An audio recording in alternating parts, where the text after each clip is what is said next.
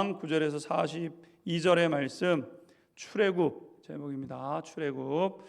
우리가 사는 세상에서 생명과 자유보다 소중한 것은 없습니다.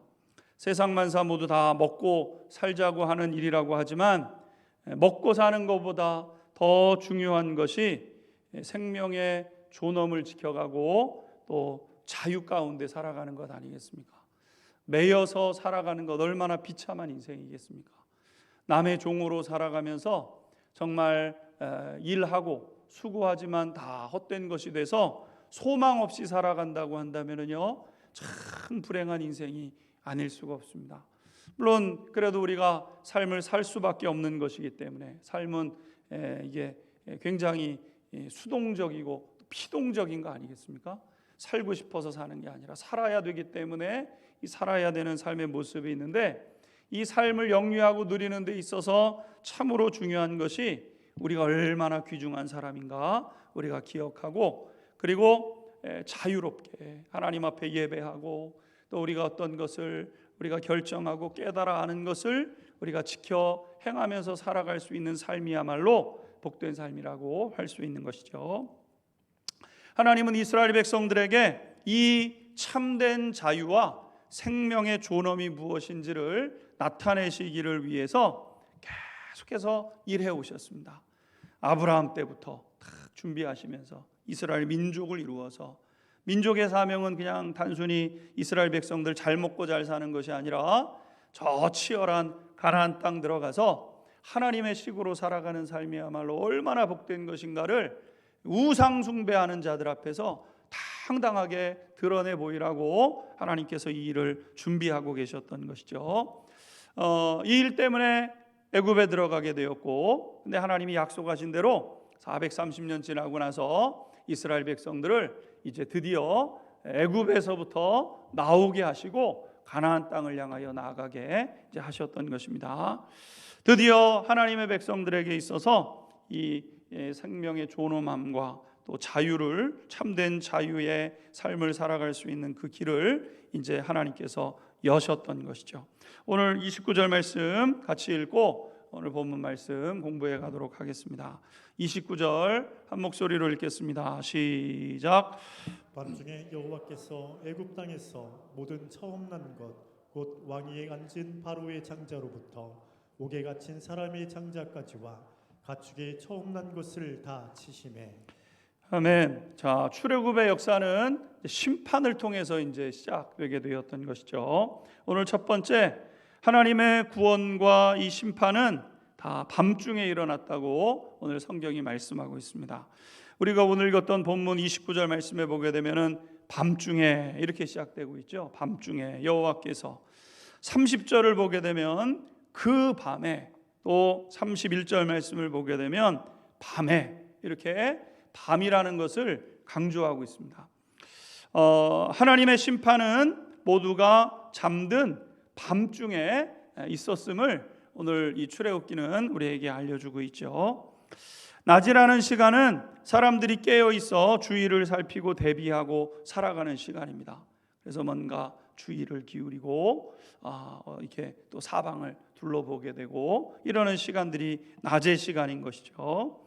그런데 밤에는 긴장을 풀고 잠을 자는 시간인데, 바로 그때가 심판의 때라는 건데, 심판의 때. 하나님의 심판의 첫 번째 특징은 무엇이냐면, 누구도 예상하지 못한 그때가 이 심판의 때임을 이제 말씀하고 있는 것이죠. 데살로니가전서 5장 2절과 3절 말씀을 보게 되면 이렇게 말씀하고 있습니다. 같이 한번 데살로니가전서 5장 2절 3절 읽겠습니다. 시작. 주의 날이 밤에 도둑같이 이를 줄을 너희 자신이 자세히 알기 때문이라. 그들이 평안하다 안전하다 할 그때에 임신한 여자에게 해산의 고통이 이름과 같이 멸망이 갑자기 그들에게 이르노니 결코 피하지 못하리라. 아멘. 주의 날이라는 것은 이제 예수님께서 다시 오시는 그때를 이제 말씀하시죠. 심판하시기 위해서, 모든 것들을 이제 심판하시기 위해서 이 땅에 오시는 날이 주님의 날인데, 이 주의 날이 이 밤에 도둑같이 이를 줄을 너희 자신이 자세히 알기 때문이라 이렇게 말씀했어요. 밤에 오신다는 거예요. 밤에 다 잠들어 있을 때, 이때는 안 오시겠지 할 때 주님께서 오신다는 것 아니겠습니까? 그들이 평안하다 안전하다 할 그때에 임신한 여자에게 해산의 고통이 이름과 같이 평안하고 안전하고 너무 편해요. 너무 정말 좋아요. 그래서 전혀 깨어있지 않고 이러고 있을 때 주님께서 오신다 말씀했습니다. 임신한 여자가 해산의 고통이 있는 것처럼 아기를 낳을 때 언제 나올지 모르는데 한순간에 이제 이 진통이 오기 시작하지 않습니까? 마찬가지로 주님의 오심이 이와 같다는 겁니다.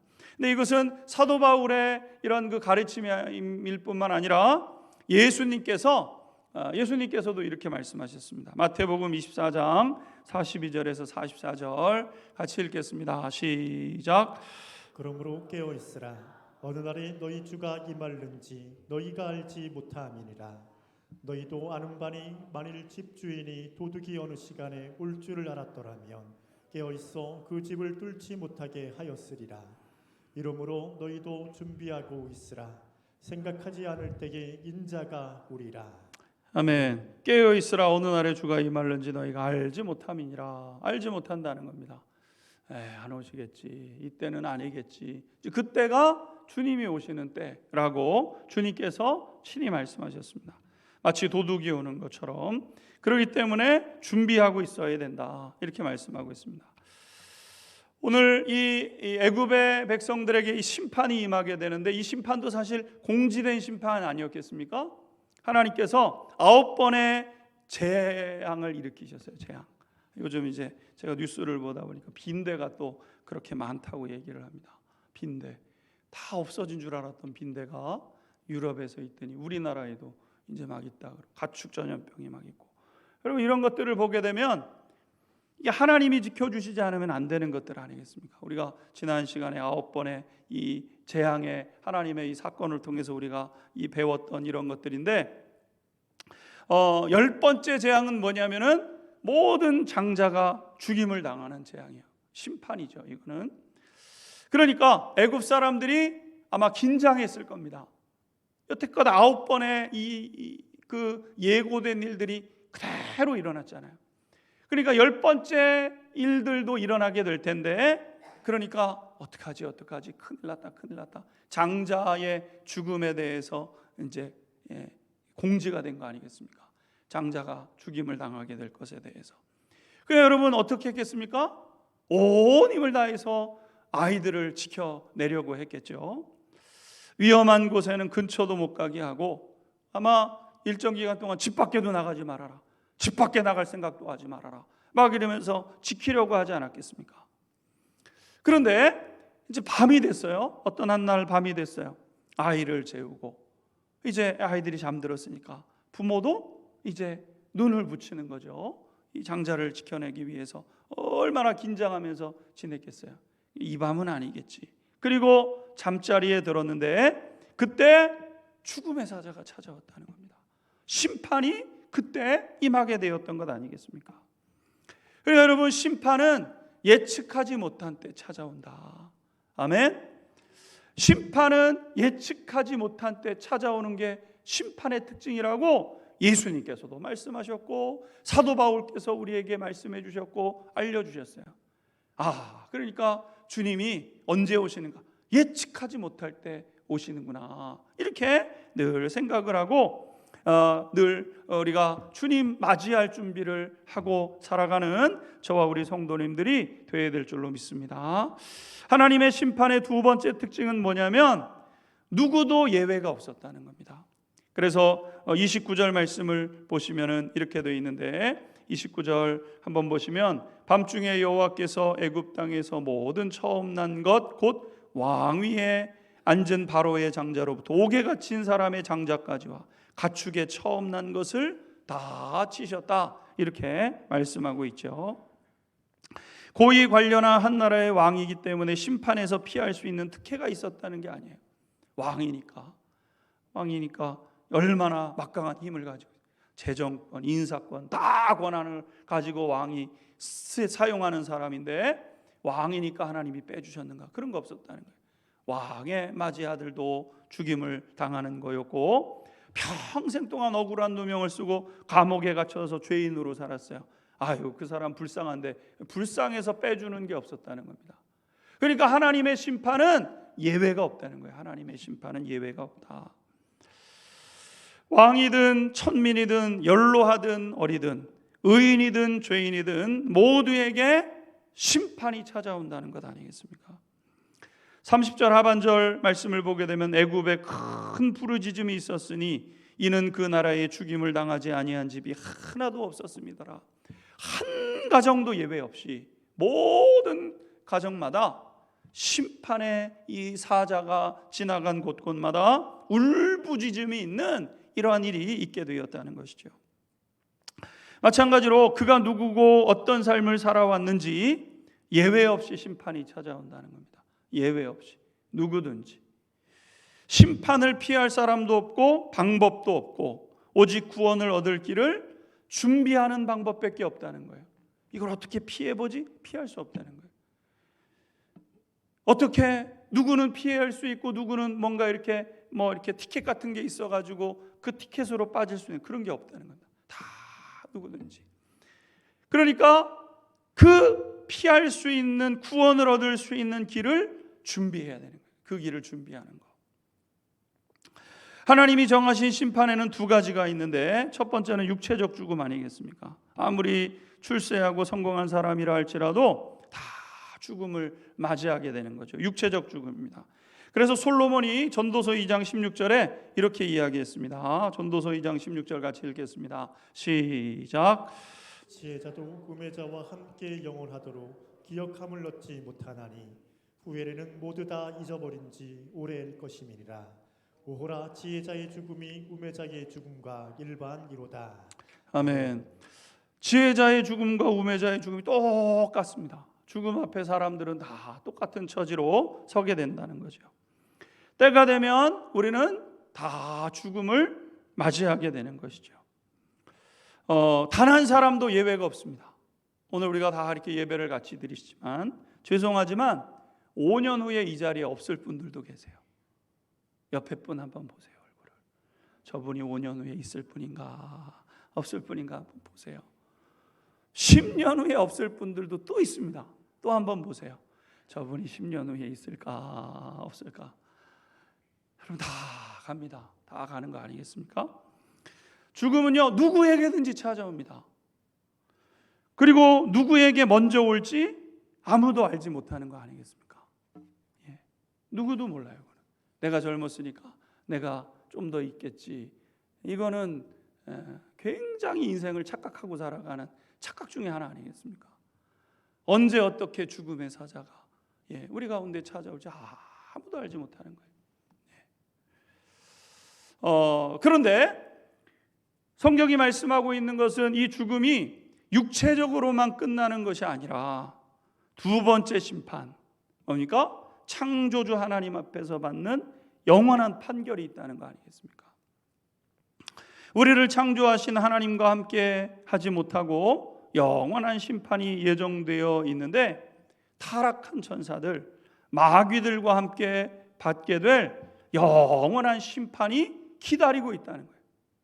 그러니까 오늘 이 세상 떠나는 건 자명한 이치인 것처럼 이 세상 떠나면 하나님 앞에 서가지고 창조주 하나님 앞에 서서 영원한 하나님이 다스리시는 하나님과 함께하는 사랑의 하나님과 함께하는 그 시간을 보낼 건지 아니면 타락한 마귀 하나님처럼 되려고 했던 그 천사들 심판이 예정되어 있는 저 그 뜨거운 그 불못에 던져져서 그들과 함께 살아갈 여러분 그것이 딱 되어 있다는 거 아니겠습니까? 이 심판은 상상할 수 없는 고통과 괴로움이 된다고 우리 예수님께서 말씀하셨어요. 그리고 이 심판은 예수님께서 구름 타고 딱 오시면은 딱 이제 지금은 이제 어떻게 보게 되면은 이 과정. 먼저 우리가 신앙 선배들이 천국에 가 있겠지만 믿지 않은 자들은 또 마귀와 함께 지옥불에 있는 거 아니겠습니까? 근데 이제 예수님께서 이 땅에 딱 오셔서 모든 사람들을 알곡과 쭉정이로 구별해내시고 양과 염소로 구별해내시고 다 구별하시고 나면은 이제 모든 심판들이 백보자 심판이라고 하는데, 예수 그리스도께서 심판하시는 심판의 역사가 끝나고 나면은요, 모든 것들이 이제 완전히 이제 달라지는 이러한 삶을 맞이하게 되는 것이죠. 그래서 우리는 이 심판을 잘 준비하면서 있으니까요. 우리 앞에 분명히 죽음이 있는 것처럼 심판이 기다리고 있으니까 그 심판을 잘 깨어서 준비해가는 저와 우리 성도님들이 되어야 될 줄로 믿습니다. 아멘. 세 번째, 이스라엘 백성들이 많은 재산을 가지고 애굽에서 나왔다. 오늘 성경이 말씀하고 있습니다. 31절에서 33절 같이 읽도록 하겠습니다. 시작. 밤에 바로가 모세와 아론을 불러서 이르되 너희와 이스라엘 자손은 일어나 내 백성 가운데에서 떠나 너희의 말대로 가서 여호와를 섬기며 너희가 말한 대로 너희 양과 너희 소도 몰아가고 나를 위하여 축복하라 하며, 애굽 사람들은 말하기를 우리가 다 죽은 자가 되도다 하고 그 백성을 재촉하여 그 땅에서 속히 내보내려 하므로. 아멘. 하나님의 말씀대로 바로를 포함한 모든 사람들의 장자가 죽음을 당하게 되자 바로가 충격을 받았습니다. 장자가 죽었어요. 소망이 없어요. 살면 뭐합니까? 자식이 계속해서 이 부모를 늙어갈 때 지켜주고, 죽어서도 자녀가 대를 잇고 대를 이어서 해야 되는데 자녀가 죽어버렸어요. 여러분, 애쓰고 수고해서 번 돈이 다 날아가 버리고 사라져 버리는 것 아니겠습니까? 그러니까 바로가 큰 충격을 이제 받게 되었다는 것 아니겠습니까? 그래서 그 밤에 모세와 아론을 다시 불러들였다는 거예요. 자기 아들 장자가 죽은 것을 보고는 모세와 아론을 불러오라고. 그래서 모세와 아론이 바로 앞에 서게 됐죠. 그러니까 빨리 데리고 나가라. 그러면서 이제 이야기를 하게 됐다는 거예요. 바로와 애굽 사람들은요, 절망감에 빠지게 되었다는 거예요. 절망감. 그러니까 하나님의 말씀을 따르지 않는 사람들의 결론이 이와 같은 것 아니겠습니까? 절망만 남는 거예요. 절망. 인생을 얼마를 살든지 살고 나서 후회만 되는 거예요. 살고 나서 눈물만 있는 거예요. 살고 나서 어떻게 하지 모르는 그냥 몰라가지고 그냥 그러고 남는 거 아니겠습니까? 여러분, 하나님 없는 사람들의 장례식장에 한번 가보십시오. 아이고, 예. 아이고, 어떻게 눈물을 흘려요? 어떻게 합니까, 여러분? 그러니까 하나님 없는 인생을 살고 나니까요, 인생이 어디서 와서 어디로 가는지를 모르니까 자기 마음대로 살다가 후회하고 땅 치는 일만 남는 것 아니겠습니까?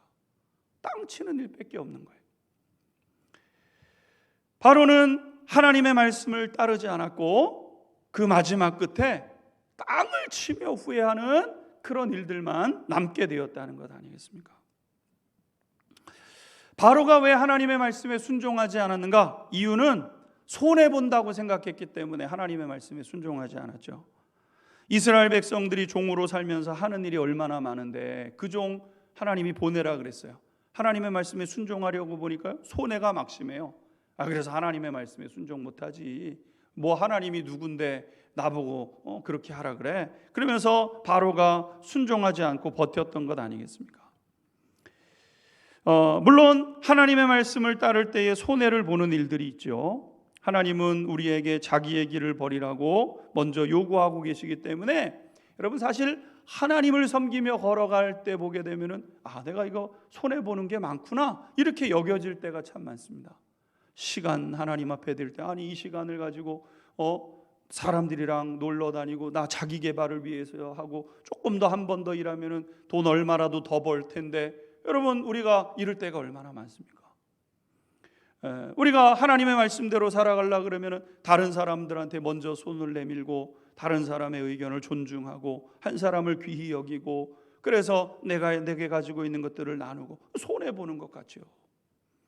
그러니까 하나님을 섬기고 걸어가는 그 길 속에서 하나님이 우리에게 제일 먼저 요구하는 게 뭐냐면은 너의 길을 버려야 된다. 하나님 이렇게 말씀하시는 거 아니겠습니까? 이사야서 55장 7절 말씀을 보시면은 악인은 그의 길을 불의한 자는 그의 생각을 버리고 여호와께로 돌아오라. 이렇게 말씀하셨어요. 그의 길, 그의 생각 버리고 하나님께로 가야 된다는 거예요. 내 생각 그대로, 내 길 그대로 그거 가지고는 하나님 앞에 갈 수 없어요. 하나님이 우리에게 요구하는 길과 내가 요구하는 길은 반대의 길입니다. 맞지 않는 길이에요. 그래서 하나님을 처음에 섬길 때는 쉽고 가벼운 마음으로 걸어가는 거 아니겠습니까? 근데 걷다 보면은 이게 하나님을 섬겨가는 길이라는 것이 이러한 짐을 짊어지는 거구나. 여러분, 우리가 그러면서 여러분 그렇게 믿음의 여정을 걷는 것 아니겠습니까? 그런데 악인은 그의 길을 버리고 불의한 자는 그의 생각을 버리고 여호와께 돌아오라. 이렇게 말씀하시면서 이사야서 55장 7절 말씀 띄워주세요. 그리하면 그가 긍휼히 여기시리라. 우리 하나님께로 돌아오라. 그가 너그럽게 용서하시리라. 이사야 선지자 이렇게 말씀했어요. 할렐루야. 하나님을 섬기기 위해서는 생각을 버려야 하고 계획도 버려야 하는 것이죠. 하나님의 뜻에 순종한다는 것은 내 뜻을 내려놓고 내 것을 포기한다는 것 아니겠습니까? 그러니까 이 시간은 예배하는 시간이니까 이 시간은 다 내려놓고 예배의 자리에 나오는 거예요. 주일은 거룩하고 하나님께서 구별한 날이니까, 주의 날이니까 주님이 기뻐하시는 일들을 행하기 위해서 다른 것들을 다 내려놓고 그 일을 지켜가는 것이고, 우리가 하나님 앞에 구별된 예물을 드리는 것은 하나님의 것이라고 말씀하시니까 하나님의 나라와 하나님의 의를 위해서 쓰이도록 하나님 앞에 내어드리는 거예요. 여러분, 하나님을 위해서, 하나님을 섬기기 위해서 이렇게 바꾸고 버려야 되는 것들이 많이 있다는 거죠. 그런데 사람들은 하나님의 뜻에 순종하는 것, 내 뜻을 내려놓고 포기하는 것을 의미하기 때문에 그게 싫어가지고 로마서에 보게 되면은 자기 마음에 하나님 두기를 싫어한다 그랬습니다. 하나님이 싫은 거예요. 아니, 하나님이 뭔데? 하나님이 뭔데 시간을 이렇게 써라, 재정을 이렇게 써라. 하나님이 뭔데 그렇게 하냐? 아깝게 다 내 마음대로 내 뜻대로 살 수 있는데, 이러면서 사람들이 살아간다는 거 아니겠습니까? 근데 그렇게 살아온 사람이 누구냐면은 바로예요.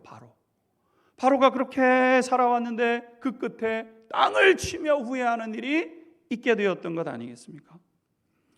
이스라엘 백성들이 있음으로 괴로움을 당하게 되고 모든 장자들이 죽는 일을 당하게 되면서 바로가 한 가지 깨닫게 되는 게 있습니다. 그게 뭐냐면은 하나님의 말씀을 따르지 않는 것이 더 큰 손해를 가져왔구나, 이거를 깨닫는 거예요. 하나님의 뜻에 순종하느라고 지불해야 되는 것들이 있었어요. 아까운 것 같았어요. 그래서 안 들었어요. 안 들었더니 나중에 무슨 일이 벌어져요? 하나님의 말씀을 따르지 않은 것 때문에 더 큰 손해를 보더라는 거예요. 우리 인생이 그렇지 않습니까? 내 마음대로 내 뜻대로 되면 잘 될 것 같고 복될 것 같고 하나님 없어도 잘 살 것 같고, 근데 하나님 없이 살아온 인생 끝에 보게 되면 후회스러운 일들만 남게 되는 거죠. 하나님의 말씀을 따르기 위해서 감당해야 되는 작은 손해를 싫어했더니 불순종으로 인해서 감당하지 못할 만한 큰 손해를 입게 되었다는 거예요. 이렇게 되면 이렇게 되고, 다음엔 이렇게 되겠지, 그럼 이렇게 돼서 이렇게 되겠지. 여러분, 우리의 생각대로 안 되잖아요. 다 그 길로 가서 진짜 행복했느냐? 안 행복하다고 얘기하는 거 아니겠습니까? 그러니까 우리는 항상 내 뜻대로 되게 되면 문제가 생기게 돼 있는 거예요. 할렐루야. 오직 하나님의 뜻대로. 하나님의 뜻대로. 그러니까 하나님의 뜻대로 되면 지금 좀 불편하고, 지금 손해보는 것 같고, 지금 돌아가는 길 같지만 하나님의 뜻대로 하면 후회가 없고 감사하게 되고, 하나님을 정말 삶 속에서 경험해 가면서 복된 인생을 살아가게 되는 거 아니겠습니까? 나는 오늘 이 저녁에 예배하는 우리 모든 성도님들이 이런 복을 누릴 수 있게 되기를 주님의 이름으로 축원합니다. 이 바로는 하나님의 뜻에 순종하면 손해본다고 해서 하나님의 뜻에 순종하지 않았어요. 근데 여러분, 하나님의 말씀에 순종하면서 걸어가게 되면 처음에는 손해보는 것 같지만은요, 결코 손해보는 일이 없습니다. 오늘 본문 말씀을 보게 되면 이스라엘 백성들이 애굽을 나올 때에 그냥 나오지 않았다는 거예요. 애굽 사람들은 이 이스라엘 사람들은 애굽 사람들을 찾아다니면서 빨리 네 백성들을 데리고 나가라고 바로가 소리를 쳤어요. 막 사람들이 집집마다 막 울부짖어요. 다 마지가 죽었으니까, 맏아들이 죽었으니까 한 집도 예외 없이 다 땅을 치면서 울고 있어요. 근데 바로가 나가라 그랬어요. 이스라엘 백성들이 찾아갑니다. 가서 물건을 좀 달라고, 물건을 달라고 이렇게 이야기를 하게 되죠. 그랬더니 애굽 사람들이 뭐라고 얘기를 하냐면요, 빨리 줄 테니까 가라고 얘기를 했다는 거예요. 33절 다시 한번 보시면은 이렇습니다. 33절 한번 보세요. 제가 읽어보겠습니다. 애굽 사람들은 말하기를 우리가 다 죽은 자 되었도다 하고 그 백성을 재촉하여 그 땅에서 속히 내보내려 함으로 이렇게 된 거예요. 나가라 가 보기 싫으니까 가라. 아니 좀 은금을 좀 달래니까요. 가라고. 좀 달래니까요. 여기 있으니까 가지고 가라고. 사람들이 저 연기 잘하죠?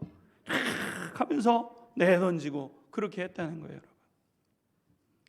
이스라엘 백성들이 은금 패물을 달라 그러니까 애굽 사람들이 가져가라고, 그리고 내던져주고 사람들이 달라는 대로 다 줬다는 겁니다. 35절 36절 같이 읽겠습니다. 35절 36절 시작. 이스라엘 자손이 모세의 말대로 하여 애굽 사람에게 은금 패물과 의복을 구하매 여호와께서 애굽 사람들에게 이스라엘 백성에게 은혜를 입히게 하사 그들이 구하는 대로 주게 하심으로 그들이 애굽 사람의 물품을 취하였더라. 아멘. 하나님의 말씀에 순종함으로 걸어왔던 이스라엘 백성들은 손해 보는 것 같았지만 재앙과 심판을 피할 수 있었을 뿐만 아니라 하나님께서 보상해 주시는 모든 보상들을 다 받아가지고 그리고 애굽에서부터 나올 수 있게 되었다는 거예요. 여러분, 하나님의 말씀에 순종하는 것이 어떻게 보게 되면 손해 보는 것 같지만 여러분, 하나님께서 그 나중에 모든 것들을 다 우리에게 갚아주실 줄로 믿습니다. 할렐루야. 하나님이 갚아주시잖아요. 그러니까 우리가 하나님 앞에 드리면 내 인생이 쭈그러들고 좁아들고 없어져야 되는데 그렇지 않아요. 하나님 앞에 전심으로 드린 것들이 어느 순간 보게 되면은 내게 되돌아와 있는데 하나님이 그대로 갚아서 나에게 더해 주시는 것을 경험하게 되는 것 아니겠습니까? 이스라엘 백성들은 그 고생하고 수고하고 했던 모든 것들의 보상을 받아가지고 이제 드디어 애굽을 떠나게 되었다는 거죠. 이스라엘 백성들이 그 많은 재산을 가지고 애굽을 떠나게 되는데 속히 떠나게 되었다는 겁니다. 얼마나 급하게 나왔어야 하는지 빵 반죽을 밥을 오늘 저녁에 해 먹으려고 이제 빵을 만들어 놓은 거예요. 그래서 이제 빵이 부풀어 올라야 맛있게 되니까 빵을 맛있게 이제 만들어 놓으려고 딱 빵 반죽을 해놨는데 지금 나가야 된다는 거예요. 지금 이거 구워 먹고 나가야 되는데 이거 지금 그거 먹을 시간 없으니까 빨리 나가라 그래가지고 그걸 어떻게 했냐면요, 옷에다가 그냥 들쳐 싸가지고 어깨에 짊어지고 그렇게 나왔다는 겁니다. 38절 같이 한번 읽도록 하겠습니다. 38절 시작. 수많은 잡족과 양과 소와 힘이 많은 가축이 그들과 함께 하였으며 39절 읽습니다. 39절 됐나요? 39절 시작. 그들이 애굽으로부터 가지고 나온 발교되지 못한 반죽으로 무교병을 구웠으니 이는 그들이 애굽에서 쫓겨남으로 지체할 수 없었음이며 아무 양식도 준비하지 못하였음이었더라. 아멘. 오늘 보게 되면은 이스라엘 백성들이 급하게 이제 나오게 되었다는 거예요. 여러분, 우리가 마지막으로 배우게 되는 교훈이 있죠. 하나님이 일하시면 한순간에 이루어진다. 할렐루야. 어떻게 여러분 이스라엘 백성들이 애굽에서 나와요? 불가능한 일이죠. 9번의 재앙이 몰아닥쳤어도 못 나가는 거예요. 이게 안 되나 보다. 별의별 일들을 다 시도해 보는데 안 되는 거예요. 누가 해도 바로의 그 소나기가 얼마나 강력한지 그거에서부터 벗어날 방법이 없었어요. 안 되나 보다. 근데 안 되나 보다 하던 그때에 얼마나 속히 이루어지는지. 떡반죽 그릇을 만들어 놓고 그거를 부풀려 먹지를 못하고 그것을 어깨에 짊어지고 그냥 부르르하게 나갈 만큼 한순간에 하나님이 역사하시고 하나님이 일하시는 줄로 믿습니다. 하나님은 점진적으로 일하시기도 하시지만 하나님이 즉시 예수님 만나는 사람들이 즉시 하나님의 은혜를 입어서 병도 고침을 받고 그들의 삶의 문제도 해결함을 받고 회복되는 역사가 있었잖아요. 그러니까 하나님의 응답하심은 순간에 이루어진다는 거예요. 무엇을 통해서? 순종을 통해서. 그러니까 순종이 하나님의 백성임을 증명하고 순종하는 백성을 하나님께서 돌봐주실 때 하나님께서 그렇게 놀랍게 일하신다는 것이죠. 하나님의 말씀에 순종하여 보는 손해는 손해가 아닙니다. 더 큰 보상을 누리게 되는 것이죠. 이스라엘 백성들은 이렇게 하나님의 은혜로 애굽 땅에서 벗어나게 되었습니다. 야곱이 그의 아들들을 데리고 애굽에 들어온 지 430년 만에, 오늘 41절에 분명하게 기록하고 있죠. 41절 같이 읽겠습니다. 시작. 430년이 끝나는 그날에 여호와의 군대가 다 애굽 땅에서 나왔은즉. 아멘. 440년 야곱이 그의 아들들 데리고 70명의 가족들을 데리고 애굽으로 들어간 지 430년이 딱 되었을 때에 이 이스라엘 백성들이 200만 명의 사람이 되어져서 나왔다는 거 아니겠습니까? 하나님의 말씀대로. 누구한테 말씀을? 아브라함한테 말씀하셨다. 그러니까 500년도 훨씬 더 넘는 전에 하나님께서 하셨던 그 말씀 그대로 이게 되겠는가? 이 일이 되더라는 거예요. 그러니까 하나님이 행하시는 일인 것이죠. 나오는데 무엇으로 나왔는가? 군대로 나왔다는 거예요. 하나님의 군대로.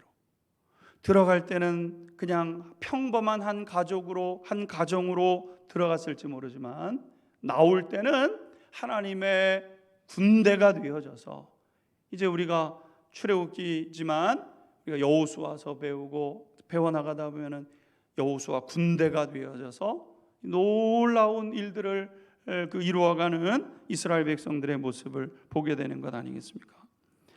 이스라엘 백성들은 애굽에서 괴로움도 당했지만 괴로움 당하는 것 이상으로 하나님의 은혜가 더 크게 그들에게 임하게 되었던 것이죠. 신앙은 우리가 당하는 괴로움보다 더 큰 영광과 더 큰 복을 누리는 것이 신앙생활인 줄로 믿습니다. 사도 바울이 예수님 따라가는 그 길에 고난이 많다 그랬어요. 그러나 우리가 받는 환난은 앞으로 받게 될 영광에 좋게 비교할 수가 없다 그랬습니다. 우리가 이 땅에서 고난을 받는 양이 이만큼이 돼서 이 고난의 양이 너무 무겁고 힘들고 괴롭고 그런 것이라 할지라도 우리가 받게 될 영광은 좋게 비교할 수 없을 만큼 큰 영광으로 우리 성도님들에게 예비하시고 갚아주실 줄로 믿습니다. 이스라엘 백성들은 애굽에서 종으로 살아왔고 종의 신분으로 있다가 종의 신분으로 나왔지만 이제부터는 하나님의 군대가 되어져서 가나안 땅을 정복하는 그런 사람들로 이제 세워지게 되는 거예요. 그런 면에서 출애굽이라는 이 사건은 시작이죠. 시작. 출애굽을 했다는 것은 출애굽이 완성이 아닙니다. 구원을 받았다는 것은 구원이 완성이 아닙니다. 약속의 땅을 성취해내는 것, 이것이 출애굽한 성도들이 감당해야 될 사명인 거예요. 사명. 그러니까 오늘 우리가 구원받았습니다. 오 할렐루야. 이 오늘 밤 죽어도 천국에서 눈 뜹니다. 하나님 감사합니다. 당연한 겁니다. 이건 시작이에요. 우리를 통해서, 우리 성도님들을 통해서 복되게 하시기를 바라시고 복을 준비하고 계시면서 복되게 하시려고 약속하신 그 약속들을 삶 속에 꽉꽉 담아내면서 여러분들이 거하는 곳곳마다 복된 곳으로 만들어가는 것이 저와 우리 성도님들의 사명인 줄로 믿습니다. 구원은 시작이에요. 구원은 시작. 오늘 우리가 구원받았습니다. 내가 구원받았어. 편하게 신앙생활 하시면 안 돼요. 오늘 우리에게 약속하신 그것을 얻기까지 애를 쓰고 수고하면서 온 힘을 다해서 믿음의 여정을 걸어냄으로 말미암아 우리에게 주시기로 약속하신 그 풍성한 삶이 우리 앞에 기다리고 있는데 그것을 믿음으로 취하고 하나님 앞에 영광을 돌리는 저와 우리 모든 성도님들이 될 수 있게 되기를 주님의 이름으로 축원합니다. 같이 우리 찬양하고 기도하겠습니다. 오늘 밤 우리가 같이 고백할 찬양은 마라나타 주 예수여 어서 오시옵소서. 땅의 모든 끝 모든 족속 주를